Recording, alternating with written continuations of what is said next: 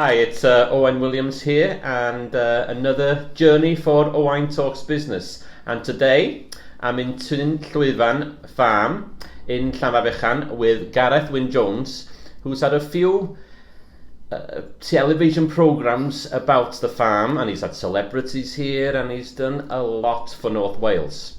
I'm really pleased that he's agreed to meet me at the kitchen table at his home in Llanfabechan. Diolch, Gareth. Thank you. No problem at all. Nice to meet you. Gareth, everybody's heard about you. You know, you're all over Twitter, Facebook, Instagram. Is there anything you're not on?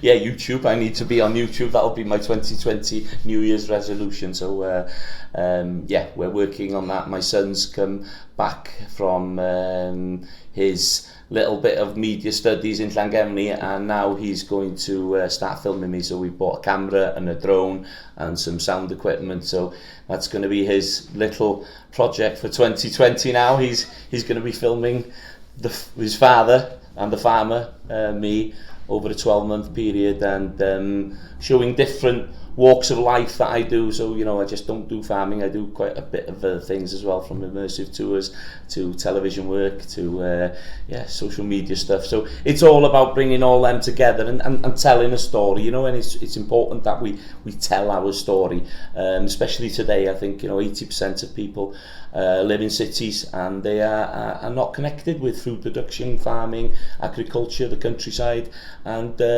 that's where I believe our role is in the near future, is to bring people back in connection with food, seasonality, locality, sustainable food production. I'm really interested to hear about these immersive tours. I'm intrigued. Tell me a little bit more about them. So 2013, we had a few people up here from different companies from America, Visit Wales, set it up, and they came over, and we did a little tour, and Rhea said, "What are you doing? How are you going to do this?" So I had no idea what I was doing. I just absolutely winged it. Gave him a sheep. Well, that's how I've lived, actually. I never do anything really that I should be watching after, but I just take that chance. Put my foot in it. It doesn't always work, but I think sometimes, when you live on the edge, it can help. And I enjoy meeting people. I enjoy telling stories, and I enjoy connecting people. So they came up, I gave them a sheepdog demonstration, and I got a couple of people into the field. So not only do I give them a sheepdog demonstration, but I teach them Welsh as well. So my dogs, especially the favourite dogs, they're taught in Welsh. So you getting Americans to say ara deg is pretty funny.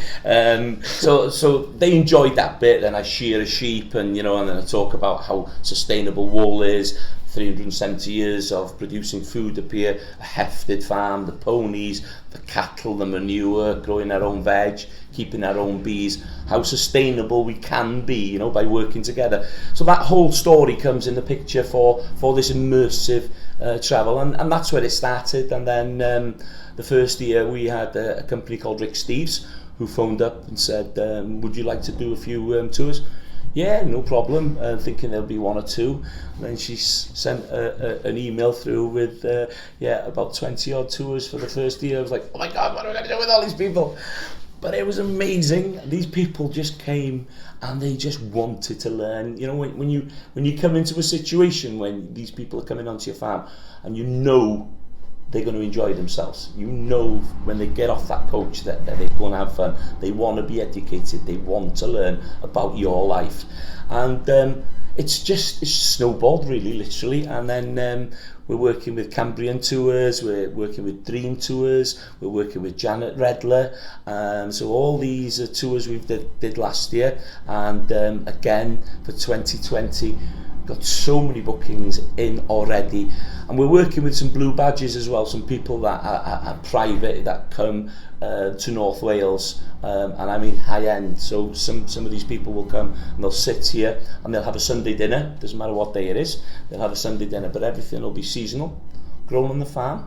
So it'll be lamb or beef or turkey sometimes. You know, we have our own turkeys as well. So they'll sit around the table, we'll have a chat, and then I'll take them in the little Honda buggy, the Pioneer, up onto the hill, and I tell them about how our farm works and how important the heft is. Talk about the mosaic habitat, the chough, the rare birds, the twite, the montane heath. All these things are very, very fragile ecosystems, and how the ponies have been up there since the Celtic times. Oh, yeah, so it's interacting these people. So they're not going home that they've been on a farm tour.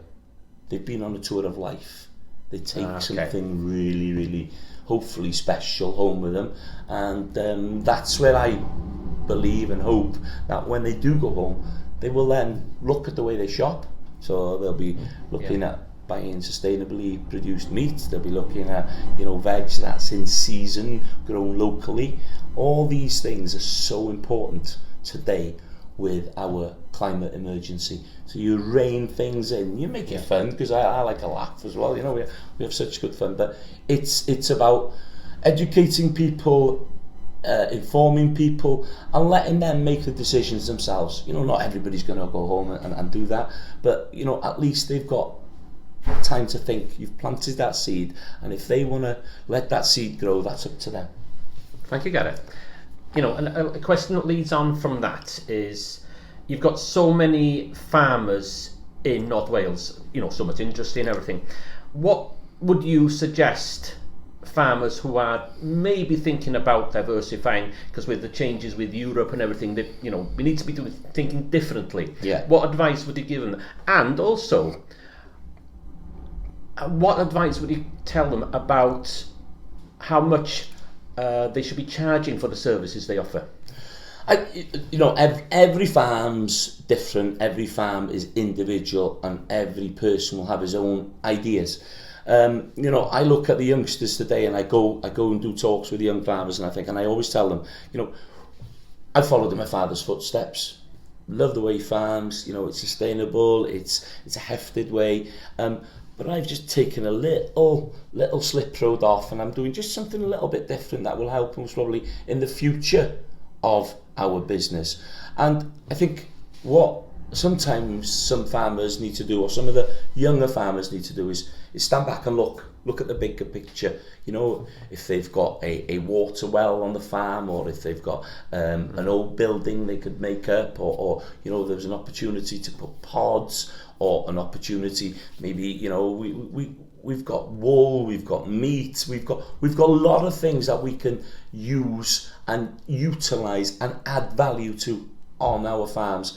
But it's all up to the individual. For me, you know, it's always thinking outside the box. Always think outside the box. I've been fortunate, I'm not going to lie, you know, okay, I've worked hard to where I am, you know, but you there's a lot of luck in it, but you do make your own luck as well.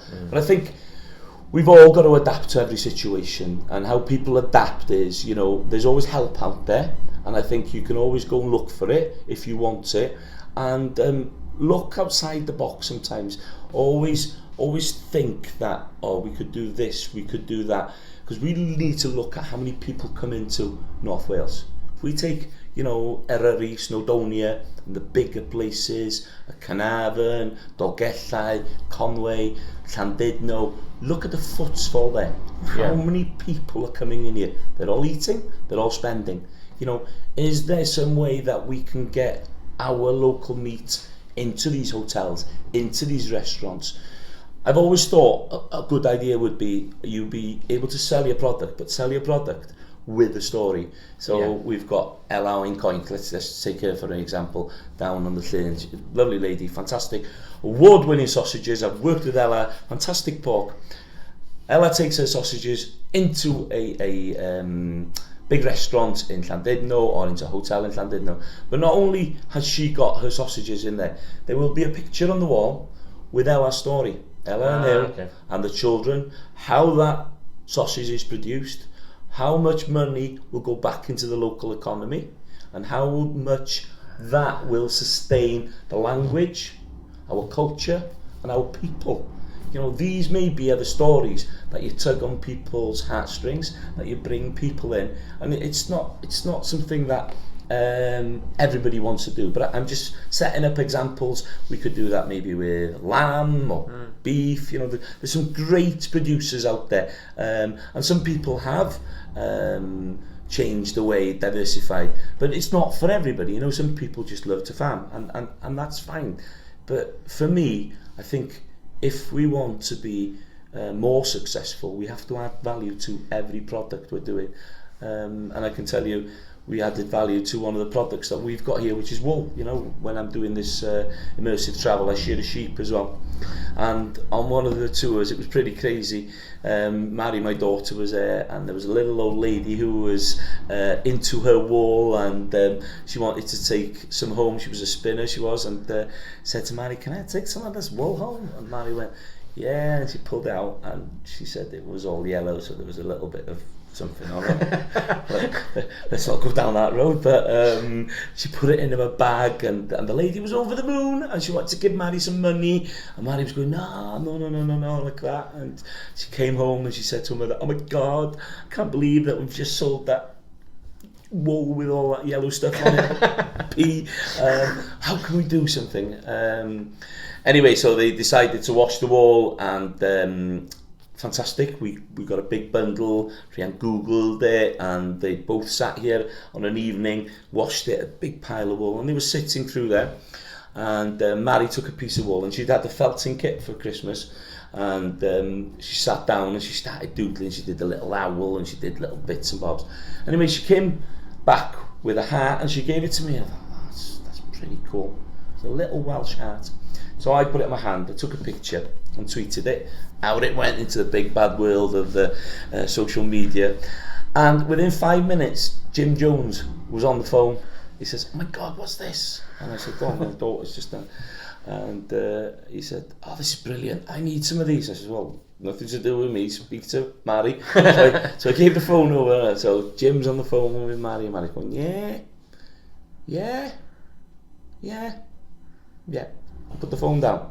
I was like, "Whoa, it's in there. What have you done? What have you done, Mary?" So Jim Jones was going out to Japan, and he wanted something authentic, something Welsh with a history and a story behind it.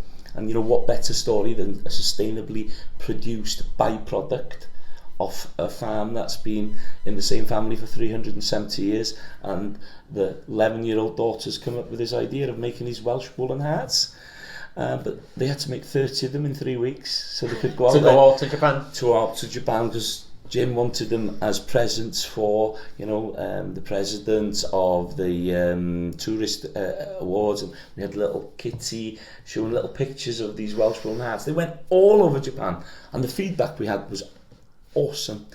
So by then, we started producing it for our immersive tours, and we were selling 10, 12 of them a week. And it was fantastic because it was all pocket money for Mary. And what we did then was, one of the tour guys had said, because we were selling them for £5, because they weren't costing anything, there was time going into it.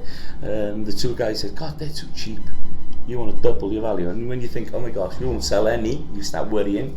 And that's when I found that sometimes, you know, don't undervalue anything. And we doubled it to £10.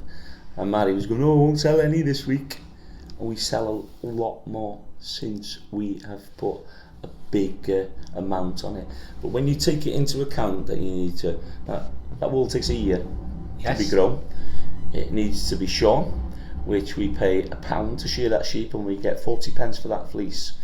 And then that needs to be washed and dried, and then it takes half an hour to make each one. So when you break it down, it's not cheap. There's a lot of work in it. It's a lot of work in it, but because it's a byproduct. So sometimes you have to add that value. Less can be more, you know, and you sell that story. And it's just something I really believe in, you know, that we can add value to things if we play our cards right. Thank you, Gareth. The last question I've got for you is, you've done a lot with your life. You've got a fantastic farm. You've got a fantastic family with you. Is there anything you wish you'd have done a little bit earlier? Not really. I've got to be honest with you. I came into this career in television late in life, and I think it was the best thing that could have happened to me. Maybe if I was in my 20s and it would have happened, maybe I wouldn't be sitting here now with 3 lovely children and a beautiful wife, you know. So everything has its place in life. You know, you realise that you've been filming with Prince Charles on a Friday and you come home to clean sheep's bums on a Saturday. that's the differentials that you get in my life, you know. And when you ask me which one's best, I'm not going to answer, but these are the things in life, you know, that are sometimes challenging. And I've been fortunate. I've been very lucky. I've come across some amazing people within the countryside and within life, you know. Fortunate to have people from all over the world sit in this kitchen and come up, you know, some really, really famous people. And a lot of them have been fantastic. Very few, I could say, I wouldn't ask them to come back here.